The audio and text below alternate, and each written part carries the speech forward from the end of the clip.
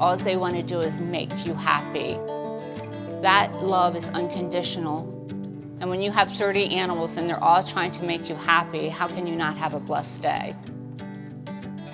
Hi, my name is Kimberly Clark, and what I'm known for, if you Google me, is product innovator, beauty designer. For the last 30 years of my life, I've been working in the beauty industry, creating the most innovative, unique products that go to market. I've been fortunate enough to work for most of the top brands in the nation, Estee Lauder, LVMH. I started Kylie Jenner. So all the beauty brands that women love, I've had my hand in it. In October 2018, I started a new venture in my life.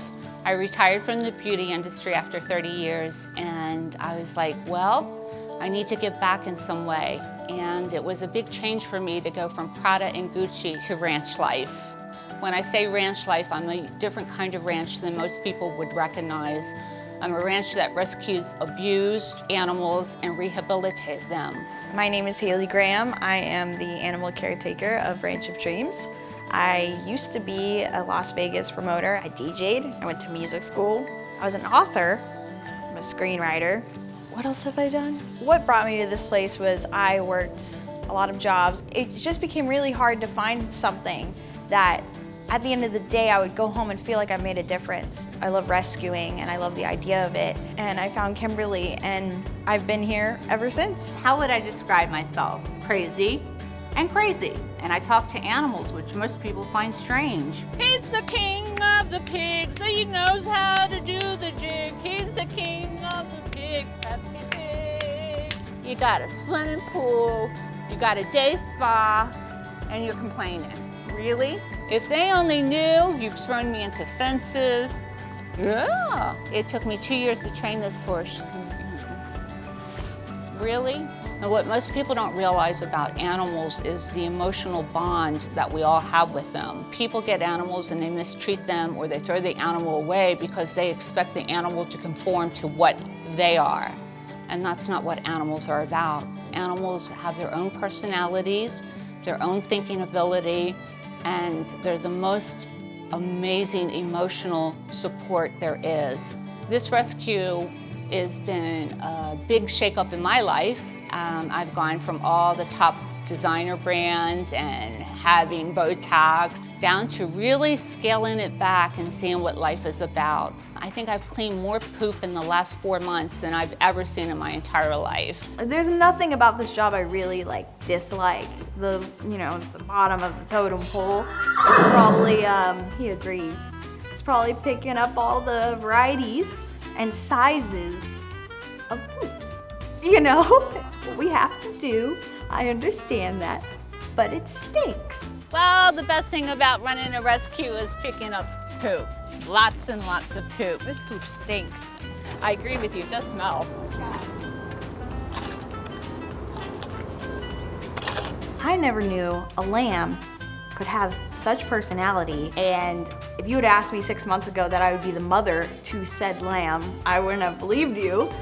Jelly is the only sheep here, and he really needs companionship, and he really needs another lamb. So I want you to get in the lamb costume and let's surprise him and see if he likes having another lamb on the property. Do I have this on right? You have it on backwards, but it'll work. The animals think you're crazy. Look at them. Regret this already. Oh my gosh. Okay. Who is it, Jelly? Get her, Jelly. Show her who the master sheep is. Oh my gosh. Yeah, you won. You bad. When we got the lamb and Haylee had to change the diaper for the first time, I wish I could have captured that look on her face. I had to change the diaper as soon as I came to work at 7 a.m. First thing I do. I could gag right now talking about it. It was so bad. It was everywhere. It was all over him. And then there's our gardening techniques. We're really bad gardeners. We went out and we got the self-starting kit and these little squares and you put the seeds in. So her and I decided, hey, the pigs eat watermelon, cantaloupe, cucumbers. So we're gonna do that. And nothing after 3 months. Watered them? We kept watering them. There was one little sprout And he was our little friend. For little 2 sprout. days, and then it died too. We were so happy, and then just It died. This is actually really sad. It is. We we're can pathetic. joke all we want to, but And we planted these beautiful flowers along the hillside. We wanted this beautiful, peaceful garden. So she texts me, "Hey, look, we're growing something." It was a weed. Yeah. It wasn't a flower. This is ridiculous. Let's just hire a guy to do it. And so people can help us farm if they want to, please. So this horse here is September. She's gone through 5 trainers. She has laid down and rolled with one. She has bitten another one. And I've known this horse for 3 years. And to be able to see Haylee ride her without a bridle and a saddle is probably one of the most special things I've ever seen.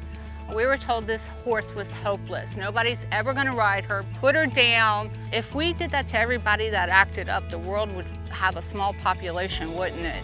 You know, it's just awesome. It's remarkable what you can achieve with an animal that seems so hopeless. And with a little time and patience and love and compassion, you give them hope. And they believe in themselves again, and they believe in people again.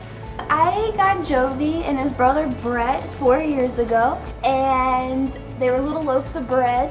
They were pretty much my best friends in high school. And so when I got to college, you know, my schedule shifted. I realized that I couldn't give them the life that they needed anymore. It was really hard at first to find a home for them because nobody wants big pigs, they want little babies. I found Kimberly, and I knew once I came to visit that this is going to be the most perfect home for them. Even now when I come to visit, he just totally is in his own happy world. I knew this is the most perfect place for him. I just wish people knew that they aren't these things you can just throw away.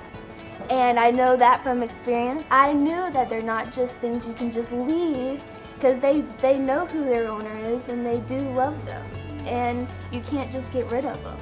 We're very emotional. Yeah. Very emotional.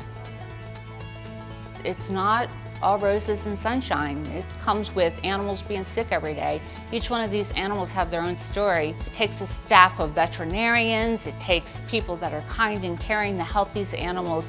It's changed my whole perspective as a human being. You come here, you strip it down. You strip everything down and leave it at the gate. It's taught me more on second chances, how we can take a traumatized horse, pig, dog, cat, and turn them around and just show them to a better world. You know, what I learn here at the barnyard, I take home with me every night, and I apply to how I engage in various activities and how I treat others. It's a healing place. I started this because I personally have been through some trauma that people can't believe I survived. And honestly, I survived because of this horse right here. She helped me through some very dark and difficult times in my life. And I thought, wow, if a horse could help me feel better about myself, how can animals help other people feel about themselves?